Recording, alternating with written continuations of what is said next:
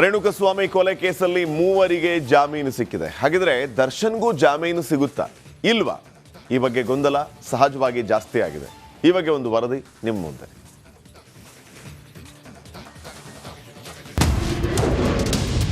ರೇಣುಕಸ್ವಾಮಿ ಕೊಲೆ ಕೇಸ್ ಮೂವರಿಗೆ ಜಾಮೀನು.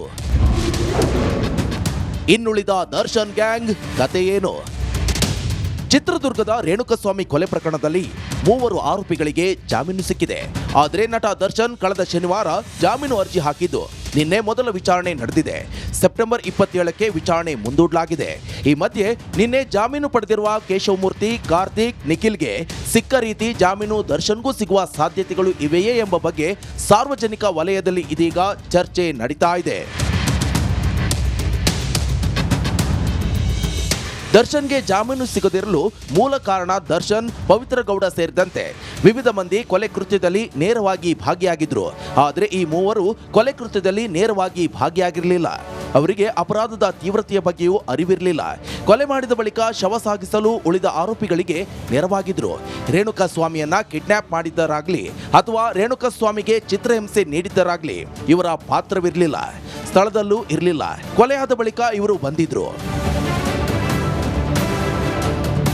ಈ ಕೃತ್ಯವನ್ನ ಒಪ್ಪಿಕೊಂಡು ಪೊಲೀಸರಿಗೆ ಶರಣಾದ್ರೆ ಹಣ ನೀಡುವುದಾಗಿಯೂ ಬಳಿಕ ಠಾಣೆಯಿಂದ ಬಿಡಿಸಿಕೊಂಡು ಬರುವುದಾಗಿಯೂ ನಂಬಿಸಿದ್ರಿಂದ ಕೇವಲ ಹಣ ಸಿಗುತ್ತೆ ಎಂಬ ಕಾರಣಕ್ಕಾಗಿ ಪೊಲೀಸರಿಗೆ ತಾವಾಗಿಯೇ ಶರಣಾಗಿದ್ರು. ಈ ವಿಚಾರವನ್ನ ಆರೋಪಿಗಳ ಪರ ವಾದ ಮಂಡಿಸಿದ ವಕೀಲರು ನ್ಯಾಯಾಲಯದ ಗಮನಕ್ಕೆ ತಂದಿದ್ರು. ಕೋರ್ಟ್ ಸಹ ಇದನ್ನ ಪರಿಗಣಿಸಿ ಜಾಮೀನು ನೀಡಿದೆ. ಇದೀಗ ಮುಖ್ಯ ಪ್ರಶ್ನೆ ಎದುರಾಗಿರುವುದು ದರ್ಶನ್ ಮತ್ತು ಗ್ಯಾಂಗ್ನ ಜಾಮೀನು ವಿಚಾರ.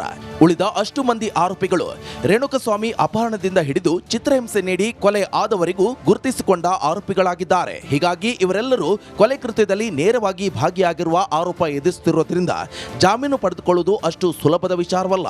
ಕೋರ್ಟ್ ಸಹ ಇದನ್ನ ಗಂಭೀರವಾಗಿ ಪರಿಗಣಿಸಿದ್ದು ಜಾಮೀನು ನೀಡಿದ್ದೇ ಆದಲ್ಲಿ ಪ್ರಭಾವಿಯಾಗಿರುವ ಹಿನ್ನೆಲೆಯಲ್ಲಿ ಸಾಕ್ಷ್ಯ ನಾಶಪಡಿಸುವ ಸಾಧ್ಯತೆ ಇದೆ ಎಂಬುದು ಸಹ ಕಾರಣವಾಗಿದೆ. ಈ ಎಲ್ಲ ಕಾರಣಗಳಿಗಾಗಿ ಈವರೆಗೂ ಕೋರ್ಟ್ ದರ್ಶನ್ಗಾಗ್ಲಿ ಅಥವಾ ಪವಿತ್ರ ಗೌಡಗಾಗ್ಲಿ ಅಥವಾ ಇನ್ನುಳಿದ ಅಷ್ಟು ಮಂದಿಗೆ ಜಾಮೀನು ನೀಡುವಲ್ಲಿ ವಿಳಂಬ ಆಗ್ತಾ ಇದೆ. ದರ್ಶನ್ ಸೆಪ್ಟೆಂಬರ್ 27ರಂದು ವಿಚಾರಣೆ ನಡೆದರೆ ಪವಿತ್ರ ಗೌಡ ಜಾಮೀನು ಅರ್ಜಿ ವಿಚಾರಣೆ ಸೆಪ್ಟೆಂಬರ್ 25ರಂದು ನಡೆಯಲಿದೆ. Bureau report, Republic Kannada.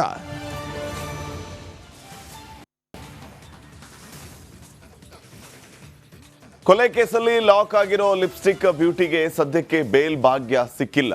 ಜಾಮೀನು ಸಿಕ್ಕರೆ ಸಾಕು ಅಂತ ಭಾರಿ ಕಸರತ್ತು ನಡೆಸಿದ್ರು ಕೋರ್ಟ್ ಮುಂದೂಡಿದೆ. ಯಾಕೆ ಗೊತ್ತಾ? ಇಲ್ಲಿದೆ ನೋಡಿ ಡೀಟೇಲ್ಸ್.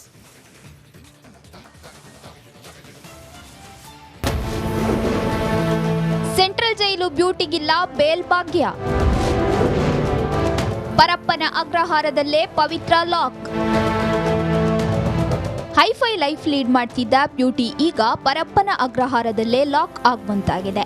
ರೇಣುಕಸ್ವಾಮಿ ಕೊಲೆ ಕೇಸಲ್ಲಿ ಜೈಲಲ್ಲೇ 100 ದಿನ ಪೂರೈಸಿರುವ ಪವಿತ್ರ ಚಾರ್ಜ್ ಶೀಟ್ ಸಲ್ಲಿಸುತ್ತಿದ್ದಂತೆ ಜಾಮೀನಿಗೆ ಅರ್ಜಿ ಸಲ್ಲಿಸಿದ್ಲು. ಆದರೆ ಬಿಡುಗಡೆ ಭಾಗ್ಯ ಮಾತ್ರ ಪವಿತ್ರಗೆ ಸಿಕ್ಕಿಲ್ಲ.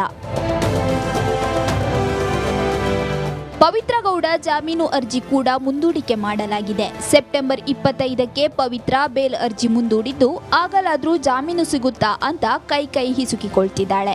ಈ ಮಧ್ಯೆ ಕೊಲೆ ಪ್ರಕರಣದ 3 ಆರೋಪಿಗಳಿಗೆ ಬೇಲ್ ಸಿಕ್ಕಿದ್ದು ಇವಳ ಕಣ್ಣು ಕೆಂಪಗಾಗಿಸಿದೆ.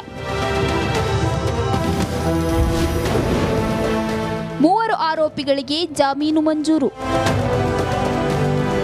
A15 ಕಾರ್ತಿಕ್ ಅಲಿಯಾಸ್ ಕಪ್ಪೆ, A17 ನಿಖಿಲ್ ನಾಯ್ಕಿಗೆ ಜಾಮೀನು ನೀಡಿದೆ. ಹೈಕೋರ್ಟ್ನಲ್ಲಿ A16 ಕೇಶವಮೂರ್ತಿಗೆ ಬೇಲ್ ನೀಡಲಾಗಿದೆ. ಈ 3 ಆರೋಪಿಗಳಿಗೆ ಜಾಮೀನು ಸಿಕ್ಕಿದ್ದು ನನಗ್ಯಾಕೆ ಸಿಗ್ಲಿಲ್ಲ ಅಂತ ಹೊಟ್ಟೆ ಉರಿ ಪಡ್ಕೋತಿದ್ದಾಳೆ ಎನ್ನಲಾಗ್ತಿದೆ. ಸೆಪ್ಟೆಂಬರ್ 25ಕ್ಕೆ ಏನಾಗಲಿದೆ ಅಂತ ಕಾದು ನೋಡಬೇಕಿದೆ. Bureau report, Republic Kannada.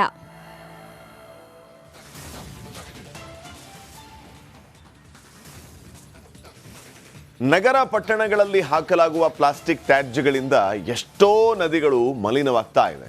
ಇದರಿಂದ ಜಲಚರ ಹಾಗೂ ಜನಜೀವನದ ಮೇಲೂ ವ್ಯತಿರಿಕ್ತ ಪರಿಣಾಮ ಬೀರ್ತಾ ಇದೆ. ಇದನ್ನು ತಡೆಗಟ್ಟೋದಕ್ಕೆ ಪೊನ್ನಂಪೇಟೆಯ ಗ್ರಾಮ ಪಂಚಾಯಿತಿ ಒಂದು ಹೊಸ ಪ್ಲಾನ್ ಅನ್ನ ಮಾಡಿದೆ.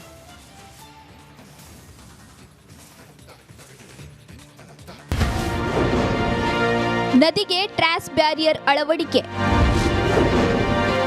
ನೀರಿನಲ್ಲಿ ತೇಲಿ ಬರುವ ತ್ಯಾಜ್ಯಗಳ ತಡೆಗೆ ಕ್ರಮ. ಪ್ರಕೃತಿ ಸೌಂದರ್ಯವೇ ಹೊದ್ದು ಮಲಗಿರೋ ಕೊಡಗಿನಲ್ಲಿ ದಿನದಿಂದ ದಿನಕ್ಕೆ ನದಿಗಳು ಮಲಿನವಾಗುತ್ತಿದೆ. ಜನರು ಬಳಸಿ ಬಿಸಾಡುವ ಪ್ಲಾಸ್ಟಿಕ್ ತ್ಯಾಜ್ಯಗಳು ನದಿಗಳಲ್ಲಿ ತೇಲಿ ಬರುತ್ತಿವೆ. ಈ ಮಲಿನವನ್ನ ತಡೆಗಟ್ಟಲು ಪೊನ್ನಂಪೇಟೆ ತಾಲೂಕಿನ ಗೋಣಿಕೊಪ್ಪಲು ಗ್ರಾಮ ಪಂಚಾಯಿತಿ ವಿನೂತನ ಪ್ರಯೋಗಕ್ಕೆ ಮುಂದಾಗಿದೆ.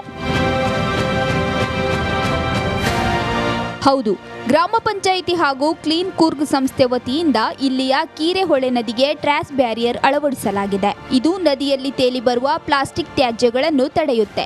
ತ್ಯಾಜ್ಯ ಹೆಚ್ಚಾದಂತೆ ಗ್ರಾಮ ಪಂಚಾಯತ್ ವತಿಯಿಂದ ಅದನ್ನ ಬೇರೆಡೆಗೆ ಸ್ಥಳಾಂತರ ಮಾಡಲಾಗುತ್ತೆ. ಅಂದಾಜು 5 ಲಕ್ಷ ವೆಚ್ಚದಲ್ಲಿ ಜಿಲ್ಲೆಯಲ್ಲಿ ಪ್ರಥಮವಾಗಿ ಈ ಯೋಜನೆಯನ್ನ ಜಾರಿಗೆ ತರಲಾಗಿದೆ. ಇದು ಸಕ್ಸಸ್ ಆದರೆ ಎಲ್ಲಾ ನದಿ ತೊರೆಗಳಿಗೆ ಅಳವಡಿಸಲು ಕ್ರಮ ಕೈಗೊಳ್ಳಲಾಗುತ್ತಂತೆ. ಮೊದಲನೆಯ ಹೆಜ್ಜೆ ಅಂತ ಹೇಳಿದ್ರೆ ತಪ್ಪಿಲ್ಲ. ಇದೊಂದು ಯಶಸ್ವಿ ಆಗುವಂಥ ಒಂದು ಕಾರ್ಯಕ್ರಮವನ್ನು ನಾವು CCI ಕ್ಲೀನ್ ಕೂರ್ಗ್ ಯೂನಿವರ್ಸಿಟಿ ಅವ್ರ ಜೊತೆ ಸೇರಿ ಮತ್ತು ಗೋಣಿಕೊಪ್ಪ ಗ್ರಾಮ ಪಂಚಾಯತ್ ಎಲ್ಲ ಸದಸ್ಯರು ಒಂದಾಗಿ ಈ ಕಾರ್ಯಕ್ರಮವನ್ನು ಮಾಡ್ತಾಯಿದ್ದೇವೆ. ಏನು ಈ ಗೋಣಿಕೊಪ್ಪಲು ಕೀರೆಹೊಳೆಯ ಇದೊಂದು ವ್ಯವಸ್ಥೆ ನೋಡಿ ಬಹುಶಃ ಇದೊಂದೇ ಅಲ್ಲ, ಇಲ್ಲಿಂದ ಬಾಳಾಜಿ ಇರ್ಬೋದು, ಕಿರುಗೂರು ತನಕ ಹೋಗುವಂಥ ಹೊಳೆ, ಲಕ್ಷ್ಮತೀರ್ಥ ಸೇರುವಂಥ ಈ ಹೊಳೆಯನ್ನು ಶುಚಿತ್ವವಾಗಿ ಇಡಬೇಕು ಅನ್ನೋ ನಿಟ್ಟಿನಲ್ಲಿ ಈ ಕಾರ್ಯಕ್ರಮ ನಂಬಿಕೊಂಡು. ಇನ್ನು ಈ ಟ್ರಾಶ್ ಬ್ಯಾರಿಯರ್ ಯೋಜನೆ ಬಗ್ಗೆ ಹೇಳೋದಾದ್ರೆ, ಇದು ನದಿ ನೀರಿನ ಮೇಲಿರುತ್ತೆ. ನೀರು ಹೆಚ್ಚಾದರೂ ಇದು ಮುಳುಗೋದಿಲ್ಲ. ನೀರಿನ ಮೇಲೆಯೇ ಟ್ರಾಶ್ ಬ್ಯಾರಿಯರ್ ಇರುತ್ತೆ. ಪಟ್ಟಣದಿಂದ ಬರುವಂತಹ ತ್ಯಾಜ್ಯಗಳು ಕೆಳಗಡೆ ಹರಿದು ಹೋಗದಂತೆ ಇದು ತಡೆಯುತ್ತದೆ. ಈಗಾಗಲೇ ಸಾವಿರಾರು ಕೆಜಿಯಷ್ಟು ಪ್ಲಾಸ್ಟಿಕ್ ತ್ಯಾಜ್ಯವನ್ನ ತಡೆಗಟ್ಟಿದೆ. ವೇಸ್ಟ್ ಪ್ಲಾಸ್ಟಿಕ್ಕು ಮತ್ತು ಬೇರೆ ಸಾಲಿಡ್ ವೇಸ್ಟ್ನ ಹರಿದೋಗೋದ್ರಿಂದ ತಡೆಯೋಕ್ಕೆ. ಸೊ ಅದರಿಂದ ಇನ್ಸ್ಪಿರೇಷನ್ ಸಿಕ್ಕಿ ನಾವು ಪ್ಲಾಸ್ಟಿಕ್ ಫಿಶರ್ ಅಂತ ಒಂದು ಮ್ಯಾನುಫ್ಯಾಕ್ಚರ್ ಇದ್ದಾರೆ, ಟ್ರಾಶ್ ಬ್ಯಾರಿಯರ್ಸ್. ಅವ್ರದ್ದು ಡಿಸೈನ್ ತೊಗೊಂಡು ಮೋರ್ ರಿಟೇಲ್ ಅವ್ರು ನಮಗೆ ಡೊನೇಟ್ ಮಾಡಿ ಟ್ರಾಶ್ ಬ್ಯಾರಿಯರಿಗೆ ಮಿಸ್ಟರ್ ವಿನೋದ್ ನಾಂಬಿಯರ್ ಅವರು ಡೊನೇಷನ್ ಕೊಟ್ಟು ಟ್ರಾಶ್ ಬ್ಯಾರಿಯರ್ ನಾವು ಮಾಡಿಸಿದ್ದು. ಮಿಸ್ಟರ್ ಜಾಕಿರ್ ಅಂತ ಬೆಂಗಳೂರಲ್ಲಿ ಅವರು ಡೊನೇಟ್ ಮಾಡಿದ್ದು. ಸೊ ಇದು ಕಲೆಕ್ಟಿವ್ ಎಫರ್ಟ್. ಇದು ತುಂಬ ಜನ ಜೊತೆಗೆ ಬಂದು ಆಮೇಲೆ ಕೊನೆಗೆ ನಾವು ಗ್ರಾಮ ಪಂಚಾಯತಿ ಅವ್ರ ಜೊತೆ ಕೆಲಸ ಮಾಡಿ ಇದನ್ನು ಡಿಪ್ಲಾಯ್ ಮಾಡಿದ್ದು. ಒಟ್ಟಿನಲ್ಲಿ ನದಿಯಲ್ಲಿ ಪ್ಲಾಸ್ಟಿಕ್ ತ್ಯಾಜ್ಯ ತಡೆಗೆ ಗ್ರಾಮ ಪಂಚಾಯಿತಿ ಮುಂದಾಗಿರುವುದಕ್ಕೆ ಎಲ್ಲೆಡೆ ಶ್ಲಾಘನೆ ವ್ಯಕ್ತವಾಗುತ್ತಿದೆ. ಮುಂದಿನ ದಿನಗಳಲ್ಲೂ ಇಂತಹ ಹೆಚ್ಚು ಹೆಚ್ಚು ಕಾರ್ಯಗಳು ಜಾರಿಯಾಗಲಿ ಅನ್ನೋದೇ ನಮ್ಮ ಆಶಯ. ಅನುಕಾರ್ಯಪ್ಪ, ಬೆಳ್ಳೂರು, ರಿಪಬ್ಲಿಕ್ ಕನ್ನಡ, ಕೊಡಗು.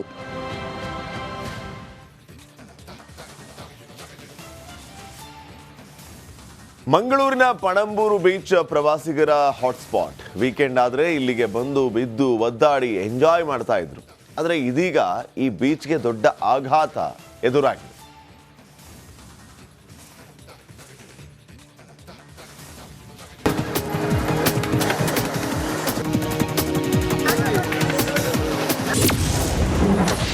ಸಮುದ್ರ ರಾಜನ ಹವಾ, ಬೀಚ್ ಸ್ವಾಹ. ವಿಜ್ಞಾನಿಗಳ ಭವಿಷ್ಯವಾಣಿ ನಿಜವಾಯ್ತಾ?